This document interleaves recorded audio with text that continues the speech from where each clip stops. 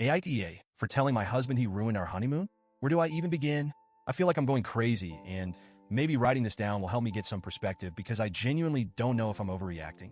Part of me feels like I'm being too dramatic, but the other part of me, well, I'm hurt, and I feel like my feelings are being completely dismissed. Anyway, here's what happened. Maybe some of you have been through something similar. My husband and I just got back from what was supposed to be our dream honeymoon.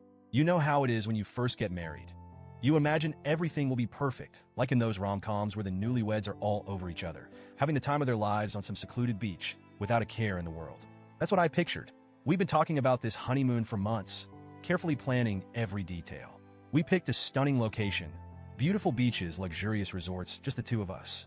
I thought it was going to be the perfect way to start our married life. But it turned out to be anything but that. A few weeks before the wedding, my husband, let's call him M, started casually mentioning how it could be fun to invite his best friend and his wife to join us for a few days of the honeymoon. His best friend, Dan, and Dan's wife, Sophie, are good friends of ours, sure, but I was completely caught off guard by this suggestion. Who in their right mind invites other people on their honeymoon? I told him right away that I wasn't comfortable with the idea. This was supposed to be our time, our trip. We'd planned for it to be romantic, intimate, and just us. I didn't want to spend my honeymoon double dating or socializing when this was the one time in our lives we should be focusing entirely on each other. M brushed it off at first, saying it was just an idea, but as the days went by, he kept bringing it up. He said it would make the trip more fun and that he didn't want the honeymoon to be boring. Boring. That word stuck with me. I couldn't believe he thought spending time alone with me on a tropical island would be boring. But I let it slide, figuring maybe he was just anxious about the trip or overthinking things. I thought I made it crystal clear that I wasn't okay with him coming. I really thought I had put my foot down. So imagine my shock when we get to the resort. This gorgeous, dreamy place we'd both been so excited about. And there, in the hotel lobby, waiting for us, were Dan and Sophie. I froze. My heart dropped into my stomach. I was trying to make sense of what I was seeing. Why were they there? Did they just happen to book the same place? But then M, with this big grin on his face, turned to me and said, "Surprise." I invited them to join us for part of the trip, as if it was some kind of wonderful gift he had just given me. I couldn't even speak. I just stared at him, then at Dan and Sophie, who were all smiles like this was the greatest plan ever. Meanwhile, I felt like crying. I wanted to scream.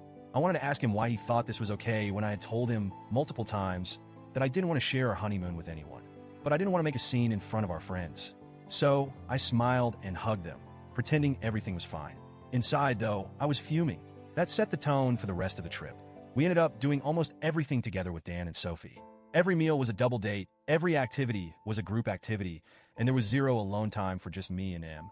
There were so many times when I tried to subtly hint that we should spend time alone, but every time I did, M would brush me off. He'd say things like, "We'll get our alone time later," or "We can do something together next time." But that time never came.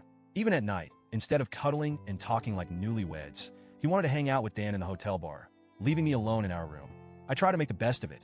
I kept telling myself that I didn't want to ruin the mood or seem ungrateful. But honestly, I felt invisible.